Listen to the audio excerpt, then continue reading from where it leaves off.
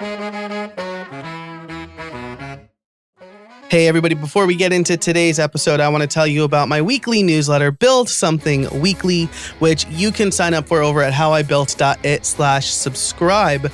It will give you news, updates, and insights from me personally on things that are going on around the small business, WordPress, and podcasting community. And you'll also get the latest content I've written, as well as takeaways from the latest episode. So if you're wondering, hey, I didn't get to listen to last week's episode, what's the gist? Build Something Weekly is for you. Go ahead and sign up for Build Something Weekly over at howibuilt.it/subscribe. Okay, so let's get on with this show. Today's episode is brought to you by Yes Please Coffee, iThemes, and Text Expander. And I have a confession to make that won't be much of a confession once you start listening to the episode. I am a big fan of David Sparks. I was a little bit starstruck talking to him. He is a professional podcaster. He runs Mac Power Users, or hosts Mac Power Users, which has been going for 10 years. I think he does great work in several different areas, and I'm excited to talk to him about how he does it. We also both happen to be big fans of Disney and Star Wars. When we spoke, he was just coming off his first ever sabbatical, so we'll get into that and how it went, as well as how he manages to put out what must be dozens of hours of field guides per year while also running a law practice. So we'll get into all that, but first, a word from our first sponsor, Yes Please Coffee. This episode is brought to you by Yes Please Coffee. Upgrade your morning with Yes Please. This fantastic coffee subscription will send freshly roasted beans to your door with no fuss. Pick your size and how often you need beans, and they'll ship you a unique blend of expertly sourced and roasted coffee beans. I've been drinking Yes Please Coffee for a few weeks now, and I have been loving it. Each week, I get to try a new blend of flavors that helps me mix up my mornings. And the best part is I don't have to worry about it. I don't have to go to some new roaster's website, look at all the flavors, wonder if I'm actually going to like it or not, and then finally order. Every week, Yes Please just sends me coffee, and it's new and different and delicious. Each shipment even comes with an info card about the beans and some other information like reading lists and extra stuff that I just enjoy getting in the mail with my coffee. So if you're ready to upgrade your mornings with unique blends of coffee beans, sign up today. Head over to howibuilt.it/yes and use the code HIBI for $5 off your subscription. And don't worry, if you're going on vacation or you have a little too much some weeks, you can skip shipments or cancel anytime. Again, upgrade your mornings with coffee, great coffee, from Yes Please at howibuilt.it/yes and use the code HIBI for $5 off. Fantastic, delicious coffee beans shipped right to you. And now, back to the show.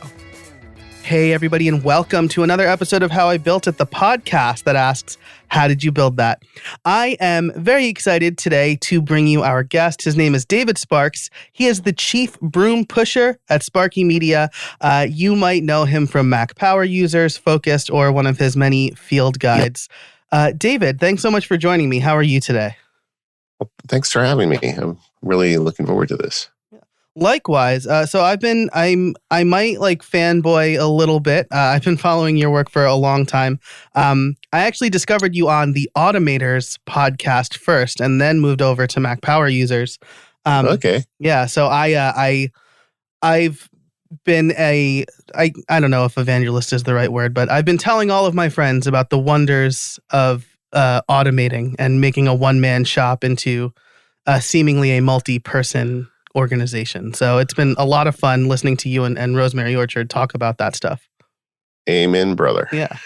And then also, before I ask you your first question, I know that you are also a pen nerd. I am a big fan of the Pen Addict podcast, and I thought I'd share with you that the pen I'm using to take notes today is the Platinum 3776, which is a fancy fountain pen.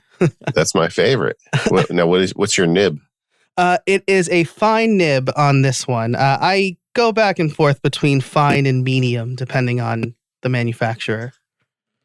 Yeah, I am not as crazy about pins as Mike is over in Pin Addict, but I'll tell you, when I found the Platinum 3776, I just love how it writes on nice paper, and I eventually got one with a broad nib and an architect grind, and that is like my pin. I just love the feel of it. Nice. I've been thinking about doing an architect grind, but I haven't felt adventurous enough to do it yet. Yeah, well, one of these days. Yeah, try, but get a broad enough nib to get the benefit of it. Yeah, absolutely. Awesome. There we go. Yeah, we're doing a pin show now together, Joe. Let's do it. Perfect. Well, I've had both Mike and Brad on the show, so I hope they don't. I hope they don't view the competition. Yeah. So before we get into all things creating field guides and online courses, why don't you tell everybody a little bit about who you are and what you do? Sure. I'm a nerd. I have been my whole life, and I have a particular love for Apple products. I think it really goes back to the original Mac. I was the right age when that computer came out, and the graphical user interface. I had been working command line on, Apple IIs and other computers, and I just loved the Mac. So I've always had this appreciation for it, and it's just a great thing. And Apple has had such a great run the last, 20 years or so. It's been real fun. And so I started out, I'm a lawyer too. I'm a business attorney.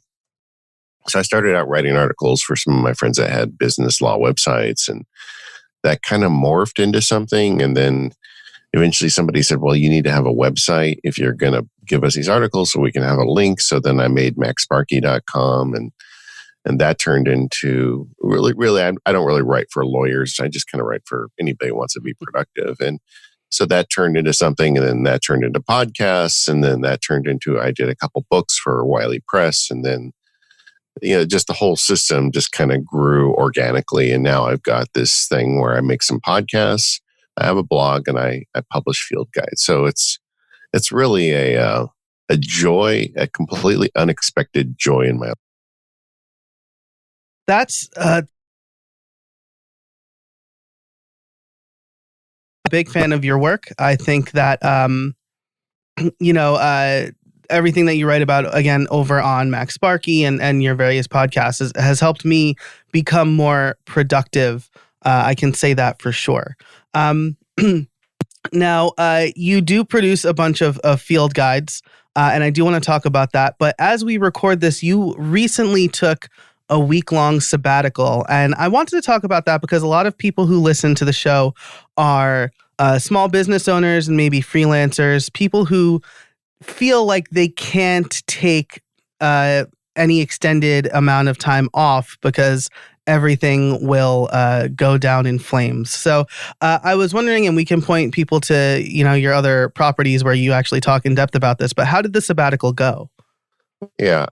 So we had on the Focus podcast, Sean McCabe came on, and Sean is the sabbatical guy. He takes every 7th week off and every 7th year off. And it just inspired me because I was feeling really stretched out at the time. I just released another field guide, and I was really busy still with the law practice and the other stuff I'm doing. And I just felt like I was stretched out. So I decided to commit on the show to take a 1-week sabbatical. And I did that like 7 weeks before I was going to actually take it, with the thought, well, I'll figure it out. You know how past you always screws over present you? Yes. Right.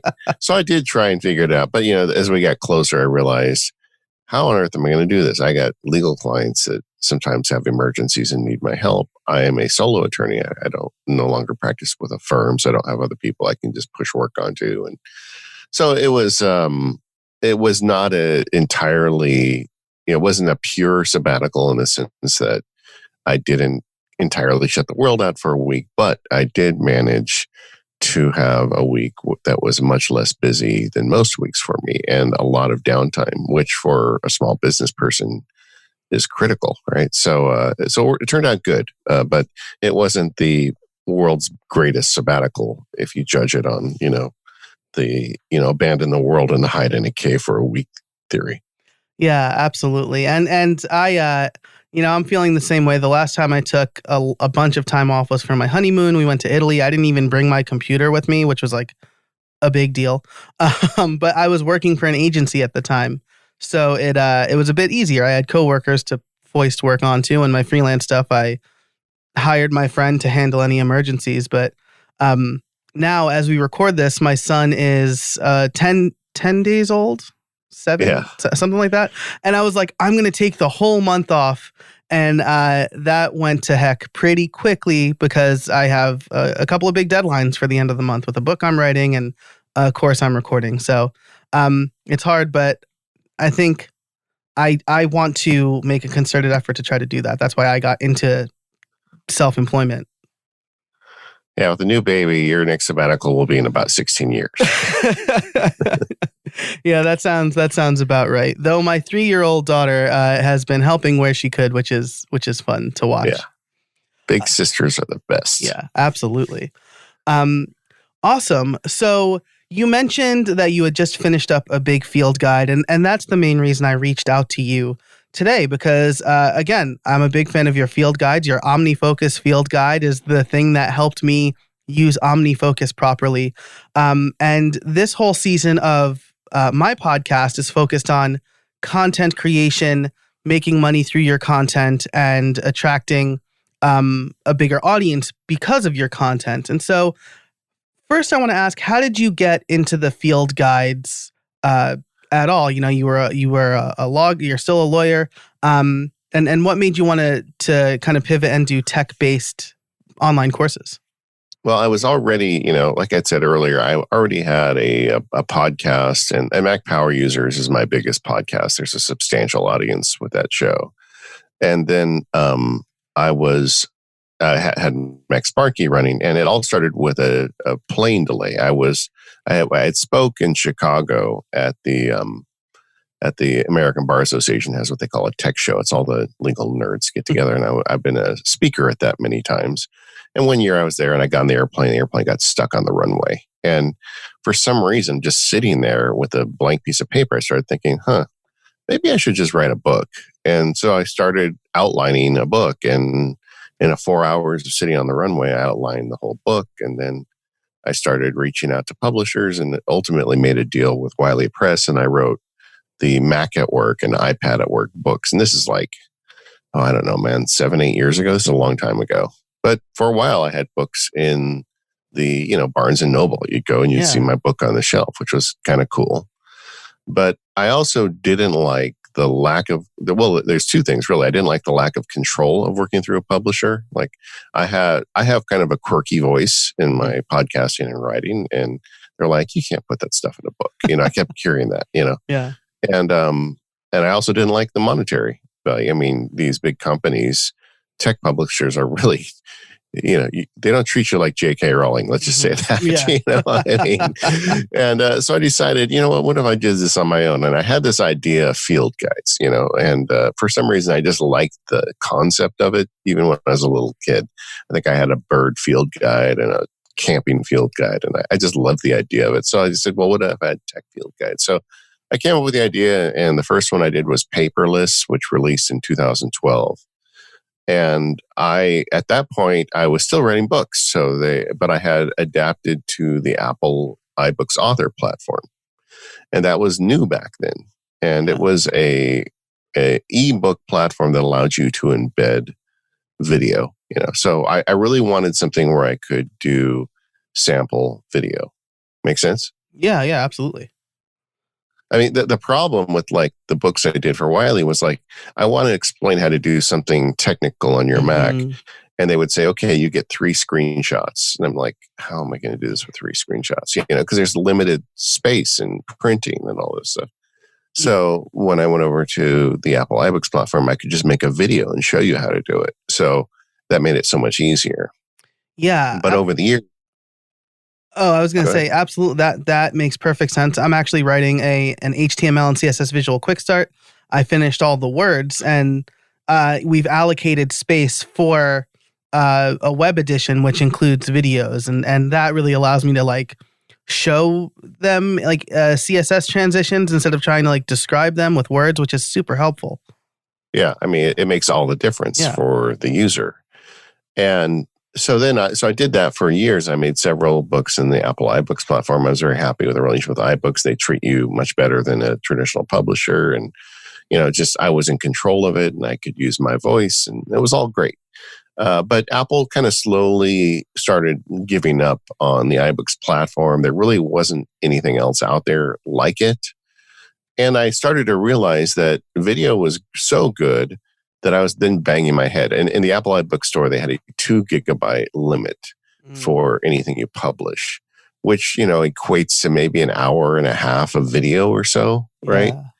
And even when you start compressing it down, that's about as much as you could get in. So every book, in fact, one of the people at Apple told me that I was like one of their test platforms because my books were always like 1.9998 gigabyte. I would literally like work to the limit. And every book I'd end up cutting videos out because I couldn't get them to squeeze in. Yeah. But I didn't really like that. And I realized that more than the words, people need the videos for the stuff I do. So I decided I wanted to go to an entirely video platform for the field guides. And I did that about 2.5 years ago. I switched over to Teachable. That's my platform now. And now my books, or they're not books anymore, my video field guides are massive. It's like the OmniFocus one you talked about, I think is about 5.5 hours. I just did one on photos and it's 6 hours. So I'm able to just pour it on and it's great. So it's been an evolution. And the long answer to your question is it just kind of evolved. Yeah.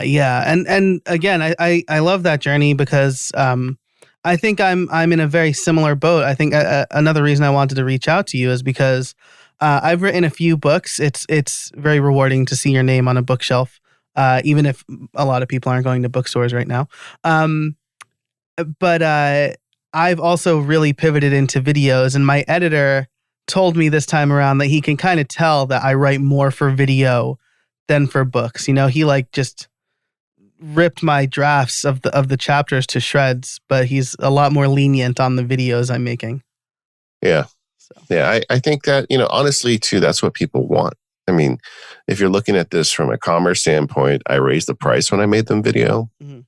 Nobody really complained. And, I think people want videos more than they want books. And it is weird. I do hear from folks occasionally that complain to me, like, how come you're not writing books anymore? I just want the books. I don't want the videos. But that's very rare.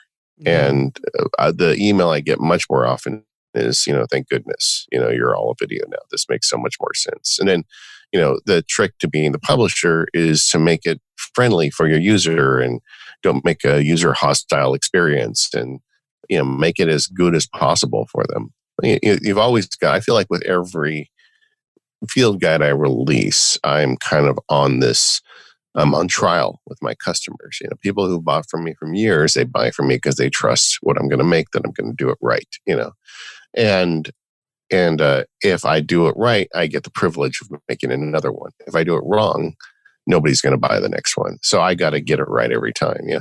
I think Walt Disney had some quote about that once about, we make the movies so we can make more movies. Yeah. And I kind of feel the same way about the field guides. Yeah, absolutely. And now you're speaking to me again. I love Walt Disney, and Disney World in general. So I'm on the East Coast. I'm a Disney World guy. I think you're in California, right? So you're a Disneyland guy. Yeah, you're a little misguided, Joe, but I'm not gonna give you a hard time about it. I will say my brother Robbie is a cast member at Walt Disney World, but he I think he wants to be the next like Walt Disney biographer, like write a biography of Walt Disney. So he loves Disneyland a lot more than Disney World because like that's where Walt walked, right? And his office was supposed to be there. Yeah. So I do like the convenience of park hopping at Disneyland more than Disney World. Oh, yeah. Disney World, it's like an hour. This episode is brought to you by iThemes. Did you know that 60% of website breaches occur because a vulnerability could have been patched but wasn't? That means having software with known vulnerabilities installed on your site gives hackers the blueprint they need to take over your site. Every day, it gets harder and harder to keep track of every disclosed WordPress vulnerability. You have to compare that list to your plugins and themes, by version, and make sure you're constantly updating. To solve this problem, the iThemes Security Pro plugin created a better way to protect your sites against software vulnerabilities, the #1 culprit of WordPress sites.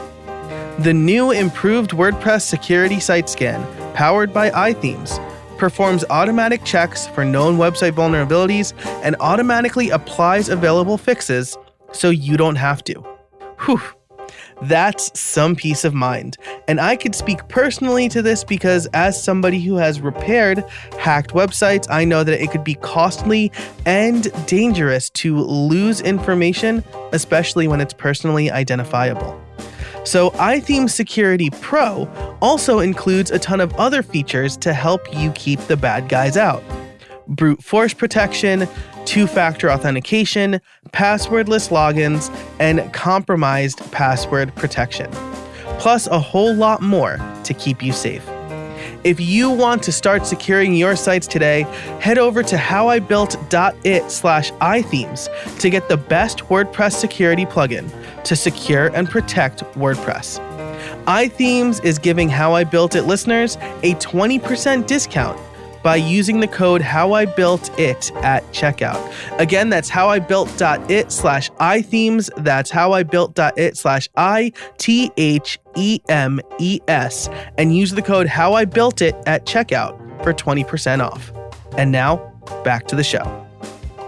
So you made this transition to videos with the field guides. You have a lot. They're mostly around Apple products or products that you'll find on Apple platforms. How do you decide what field guides to make? I'd like to say I have a crack marketing team, but I don't. I just, I look at things that are interesting to me that I think people need help with. Mm-hmm. One of my greatest, research venues is the podcasts I make, because I hear from listeners all the time asking questions about stuff. So that does kind of help me get an idea of the temperature. Mm-hmm. But, and it's stuff that I'm passionate about, stuff that I think I can provide a solution to. Like OmniFocus is a good example. It's a very high-end task manager app. And there's a bunch of them. I tried them all. Every year I try them all, I think. But I always come back to OmniFocus. Yeah. And the reason I made a field guide on OmniFocus is because I understand it. I have a theory about how to use it, and I wanted to share it. I didn't make one on other competing apps because I don't feel passionate about them to make one, So it has to be something that I'm invested in, and then something that I can legitimately sit down and make, 4 to 6 hours of video content on. Yeah, I think, if those of you listening, if you're wondering what you should make a course about, being passionate is so important, right? I tried to make like a course on how to build a business website with WordPress, and I was just like, yawn. Like, I don't feel like doing this. And I ended up scrapping the project. But if you're going to do it right, like you said, David, 4 to 6 hours of content, you got to be committed to it. Yeah. So agreed. Yeah. So what's your process like when you, do you usually, well, let me put it this way, right? It's something that you're passionate about. So I suspect it's a tool you're already using, or have you ever thought this is something I'm interested in. I don't know it yet, so let me learn it to make a field guide? Sometimes I'll think about interesting products. Like a good example is a future title. I'm not working on it right now, but it's going to be out at some point. And it's this app called DevonThink. And DevonThink is an app that a lot of like research scientists use. It's got artificial intelligence. It can look at PDF documents and draw lines you might not otherwise see. It's a really interesting app, but it never really scratched the itch for me. And then just recently they released this version 3 that like is really nice to use, and it's got a beautiful user interface, and they added a bunch of automation tools to it. And so I downloaded it and started goofing with it, and I'm like, oh, I really like this. And I realized there's some stuff I could use it for in my life. And I used it for 2 or 3 months, and I'm like, oh, okay. There's a bunch of problems I have solved using this app, of ways and hacks to use it that people may not have think about. Maybe I have something to say here. So then I think about, well, is this something where I'll just make a couple of YouTube videos sharing a couple of these tricks I do? Or is this something where no, I could really do a soup to nuts field guide on it. And I've just kind of come to the conclusion recently, I think DevonThink probably needs a field guide. And that's kind of the thought process. It's not that I say, oh, that's a good one, I'll make a field guide on it and go learn it. It's kind of the inverse. I learn it for my own use. And then if I feel like I'm doing enough with it that I could add something to the conversation, then I'll make a field guide. Gotcha. And I know, I suspect, at least with DevonThink, perhaps has your co-host influenced you a little bit? I know that Stephen Hackett has been using it, and he's mentioned it on a few of his own podcasts. Well, I mean, just the fact that other friends are using it, that probably helped me get to start using it. But really, it just comes down to like, can I add something to this or not? Yeah. And it has to be meaty enough to merit a field guide, you know? Yeah. Like sure. there's an app out there, Better Touch Tool, which is a Mac app that allows you to do crazy stuff with your trackpad. And I've thought about doing a field guide on that, but I haven't really done because I'm not sure there's enough meat on the bones, you know? So we'll see. Yeah. Awesome. And then once you decide you're going to make a field guide, where do you start? Do you start with pen and paper? Do you start with like a mind mapping app? What's that process look like? Yeah, generally MindNode is a mind mapping app I use all the time. And it kind of actually depends. I was just talking to a friend about this recently. It depends on the nature of the material. Like when I did the one on the Photos app, I did it via mind map. Yes, I wasn't exactly sure how it was going to fit together, you know. So I needed to just kind of put all the words on the screen and start pushing around with my finger to, you know, figure out what fit. And I had a bunch of challenges in that one trying to figure out, well, do I cover the Mac and the iPhone and the iPad, and how do I organize them? And the mind map kind of helped me sort that out.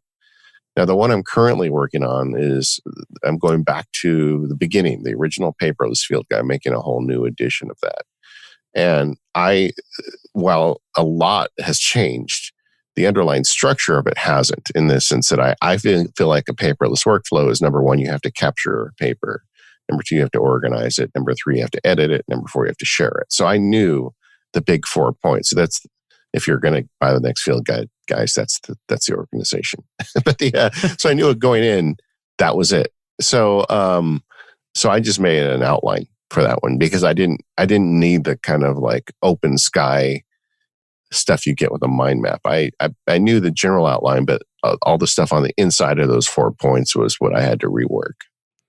Gotcha. And this is really interesting, right? Because I think a lot of people, I'm going to just generalize here, but I think a lot of people, when they create educational content, they don't necessarily look at, you know, it's called like the pedagogical aspect of it, right? Like, how is your learner going to learn? And this goes for the same for people who are like, I can just learn on YouTube, right? But you don't get structure on YouTube. You just get a bunch of videos, right, that are kind of discrete. So when you are putting together, right, that outline or that mind map, well, I guess the outline more than the mind map, how do you approach it? How do you think about the learner's journey as you're putting that together? Well, just like I said, I want I look at everything I produce as MacSparky as something with a slow on-ramp that climbs high. You know, every episode of Mac Power Users in an ideal world is designed this way, where if you start this material and you don't know anything about the subject, I'm going to go slow enough at the beginning for you to get ramped up. You know, it's like, have you ever read a programming book? Programming books are terrible about starting you at, 70 miles an hour. They never get to the 10 to 20 miles an hour stuff. And 70 miles an hour is great once you're going 70 miles an hour, but first you got to get there, right? So I just try to I like to put a nice slow on ramp to get people up to speed. And then I do like to put the 70 mile an hour stuff in there too, but only after we get to it. So everything I decide is kind of built that way. Like if you look at this morning, I was shooting video for Paperless, and there's like a section in there where I do one video on the basics of folder organization and how to create folders. You know, that's something you need when you have a paperless system. But the video right after that is automating, taking everything you learned in the prior video and now let's automate it. And it's like all the different tools. And it's like, if I just started with that second video, a bunch of people would get left in the cold. You know, they wouldn't know, they wouldn't understand. But because of the way I structure it in a perfect world, anybody can watch those two videos in order and go from 0 to 100 and be using those power tools because they learned the basics too.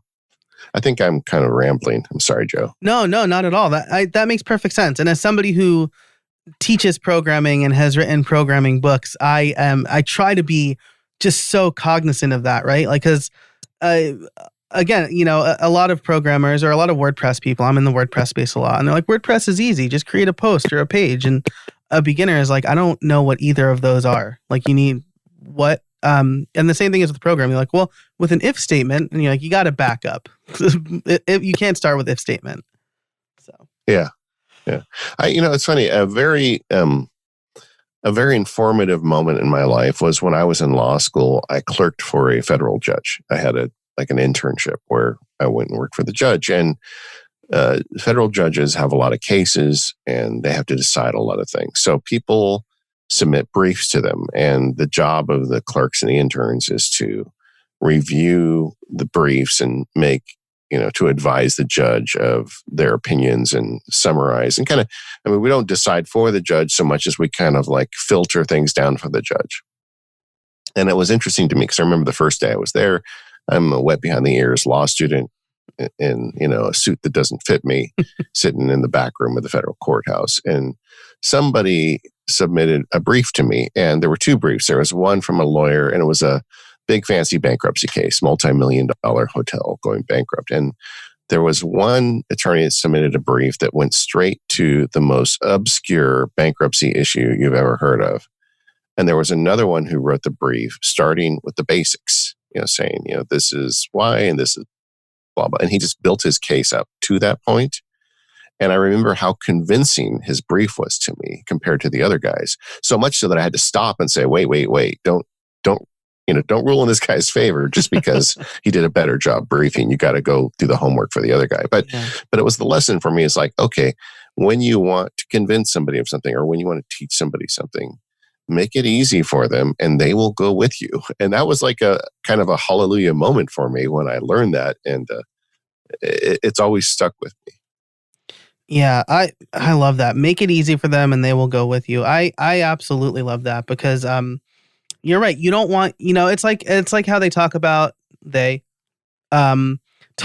how when you make write a test, you never start with the hardest question, right? Because the test taker will get discouraged and they will probably do poorly even if they know the information because you're starting them off super hard. Warm them up with a couple of easy ones and then hit them with the important stuff. I wish my teachers knew you. Me too. I've taken too many. I've taken like programming tests. I have a master's in software engineering, and I've taken tests for programming courses where the teacher had me write code like on the paper, and I'm like, nobody writes code like this. Like, why do I have to do it this way? But that was years ago, and I'm here now. I remember in law school once one of the teachers like had the test on the board behind the drop down. He listed the drop down the questions in Latin. I'm like, are you kidding me? Wow. Oh my gosh. Yeah. Anyway. Well, luckily for your students and mine, hopefully we've learned from the good lessons and the bad. Yeah. And so once you have your outline, you start to shoot videos. Do you script your videos or do you just kind of have some talking points? What does that look like? It just depends. I mean, and actually the process has changed over the years. At this point, I have actually two people helping me. One person is a really smart video editor, and the other one is just kind of, she helps me out with all the admin stuff. And so they're kind of on the team. And we set up a base camp for the project where I can start kind of giving stuff out to people to do. And I also use a web service called Airtable. Mm. And the outline gets reduced to an Airtable outline for the whole, the course. Nice. which it doesn't necessarily stay from day one to day end. It doesn't stay the same. It's a little dynamic, but in general, I have the sections and the video titles, and then we have ways to keep track of the status and if there need to be attachments and is the closed captioning done, and all the various little bits and pieces of each video. So that's kind of the status board of the project. So as I work through it, I can send things to the editor. I can mark it in the Airtable for him, and then he can see that he's got stuff coming in. And then we can also, do things like artwork and uploads and, kind of admin stuff gets managed on the Basecamp. So I kind of put all that structure in place. And then I just start shooting videos. I don't script them out, to answer your question, though. I do outline them in detail, but I don't script them. Mm-hmm. Gotcha. Yeah, that's I think that makes a lot of sense. I have a hard time scripting because I feel like I sound very robotic. So so you said you have Basecamp and Airtable. I started using Airtable in part because I think you and Rose might have mentioned it on the Automators. And it's been a great, even the free version has been really great. So do you use like the more spreadsheet view, or I know you can create like Kanban views and stuff like that? I just use the spreadsheet view, but we have different views. Like we'll have a view for the whole course, and we'll have a view for stuff on the editor and stuff that I need to make revisions. And you can create different views within Airtable, even with the free version. Yeah. So, and we all just kind of click through whatever view we need to see for what we're doing, and allows me to kind of see the overall status of the project and where everything is. So that's something I find really useful. Nice. And then when you shoot the videos, are you using something like ScreenFlow or just QuickTime since you have a video editor now? Oh, no. I guess I should be clear. I do the edits. Oh, okay. The video editor checks the edits. Nice. I mean, I can't. Getting professional people, it's money. Yeah, for sure. And I don't make so much on these things. I can just like hand everything off. But I do the edits, but I have an editor that goes through and checks the edits, and he always makes them better. He does little edits and makes them better. And he also, the guy he's been a guest on Mac Pairs, is JF Brissett. I don't know if JF wants me to give his name out, but I just did. But he's a very smart Apple guy too. So he'll sometimes say, "Oh, I'm not. The way you said that, I don't think that's really clear." And I mean, that's frankly the biggest value to him, is just having him critique what I say. But he also, keeps me honest if there's anything wrong with the edits, and he does fixes, and he's a master at audio. So he always processes the audio to make me sound a little better too. So it's just great having somebody else look at things. Yeah. I shipped a field guide at one point, and there was like a couple errors in a couple of videos. Even though I had played them for friends, even though I had watched them, I realized, you know what? I just need to pay somebody to watch these and make sure that we get them right. I don't want them, shipping with problems again. Yeah, for sure. I know there's, I discovered very similar value. I hired a video editor for my last course, and the things that he can do quickly that I can't do at all has been hugely helpful. And actually, one thing that I do with my own videos, because I like to switch between like camera view and slides, right? Is I use a Stream Deck for that. So that I think you have a Stream Deck. So I use the Stream Deck for that. And that way I don't have to like give him notes on like where to insert slides or like do like awkward transitions between different windows or things like that. And that has really cleaned up the editing process for him. So now all he really has to do is color correct. And if I mess up, I clap my hand so he knows to edit at that point. And, he pumped out like 2.5 hours of video for me for much less than it would have cost me at my own hourly rate. Yeah. So, yeah, exactly. Yeah. And so I do the edits in ScreenFlow. I mean, most of mine are very screen intensive. I go on camera once in a while, but not a lot, because the stuff I'm teaching is really about stuff that happens on the screen. Yeah. And for Mac stuff, I do it in ScreenFlow. And if you want to take another hour, I could tell you what's great about ScreenFlow and what's terrible about it. I use it a lot. And there are both. But and then for iOS, like iPad and iPhone, I actually just record those directly into QuickTime. Or even now, I'm sometimes using the built-in recording feature on those devices, depending on what I'm doing. Because I don't trust ScreenFlow to reliably capture those. They have a thing where you can plug it in, but sometimes it starts and you'll be looking at the device and you record a 15-minute recording. You'll look up and it stopped recording at like 2 minutes in and you didn't realize it. Oh, that's you want to throw your iPad through a window. Yeah. So I've used that for like YouTube videos, but I was going to use it in another course I'm working on, but that's good to know. I will heed your advice on that.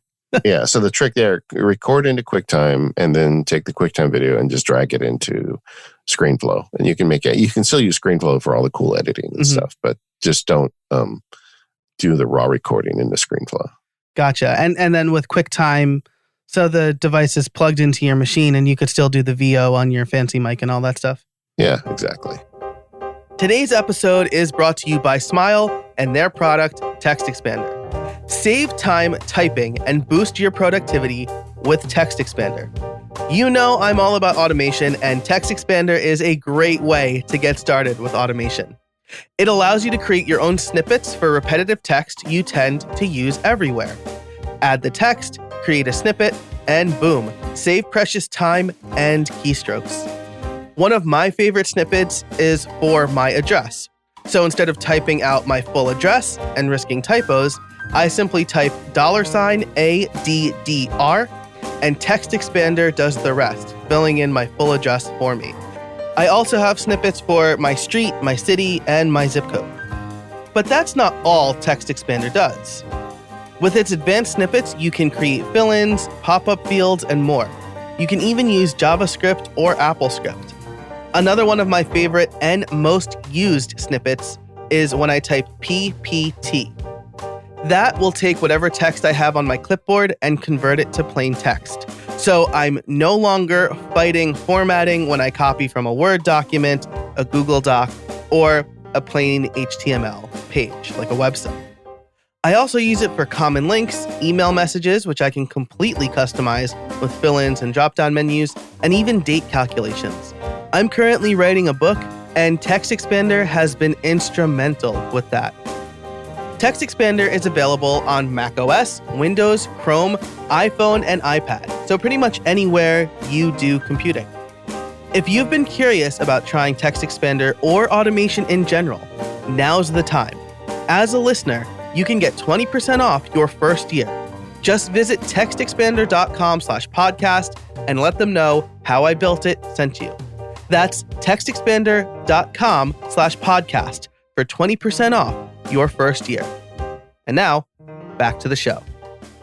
So I actually do have a question about something I've noticed in ScreenFlow, but ScreenFlow support makes it seem like it's only my issue. Do you have trouble with 4K? Have you noticed trouble with like 4K video? Do you shoot in 4K? No, I put everything out as 1080 because it's going to stream. And, gotcha. Yeah, it just doesn't make sense. And for the stuff I'm doing, 4K is too much for the kind of videos I do. But that wouldn't surprise me that they have trouble with 4K. My big, if you want me to, here's my one line. If ScreenFlow is listening, and they know this because I've told them, the application does not render WAV files 100% of the time.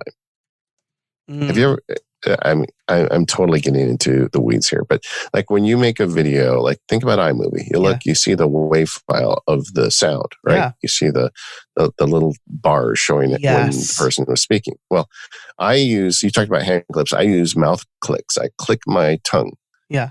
And I click it between 1 and 4 times. Each thing means something different. But when I'm doing the edits, I can just look for the clicks but the waveform doesn't render properly. And that makes me insane. That's it. Yeah. So I'll leave it.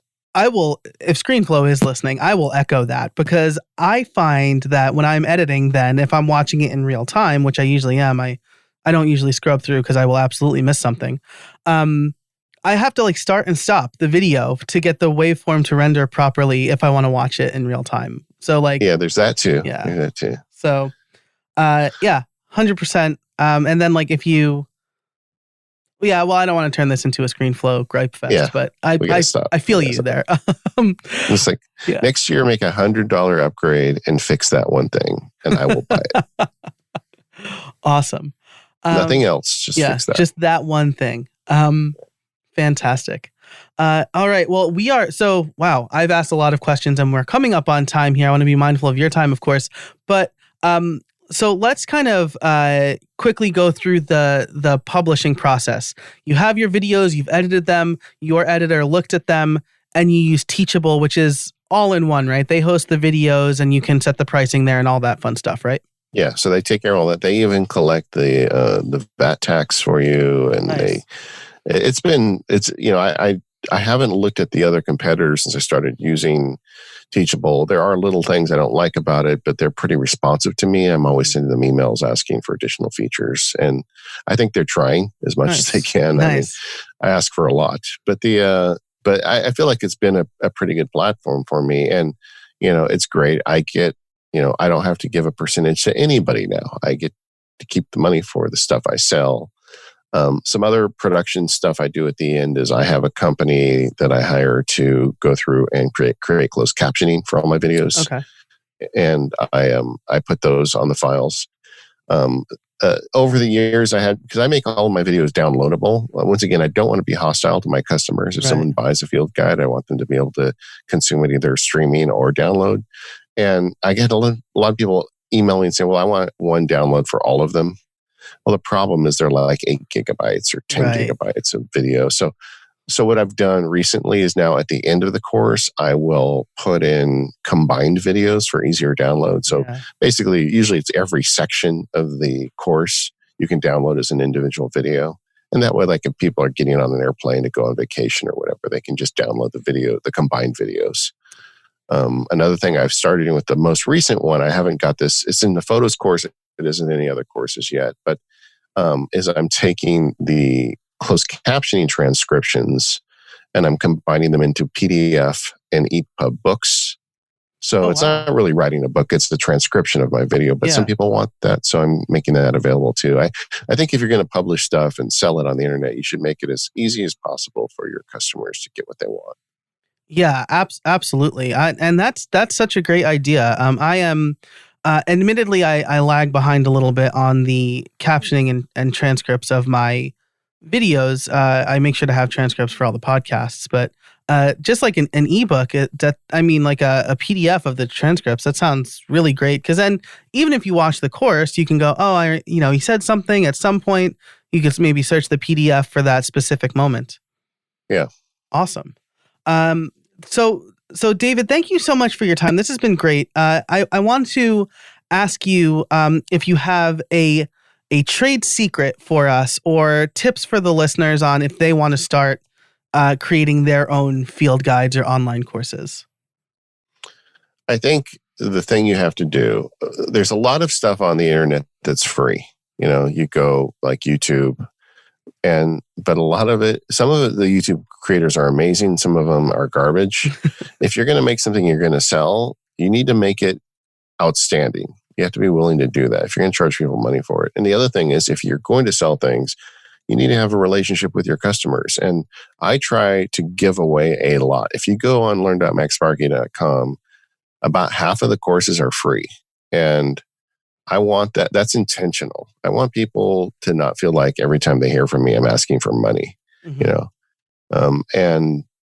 that, I don't know if that's smart or not. And I haven't really talked to people who are savvy on marketing, but I feel like I want to be someone that gives you a lot of free stuff, but occasionally make something spectacular. And if you want to buy it, you can. And so I guess my advice would be, make great content and be willing to give away some stuff. I love that. Make great content and be willing to give away some stuff.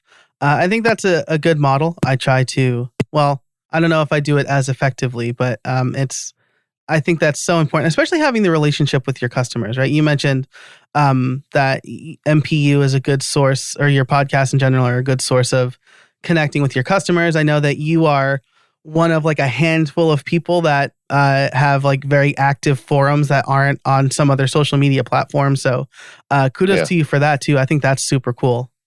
Yeah. Yeah, the Mac Power Users Forum is like an entity into itself. Yeah. We moved off Facebook onto Discourse several years ago. Everybody told me that was a mistake, and it's turned out to be really great.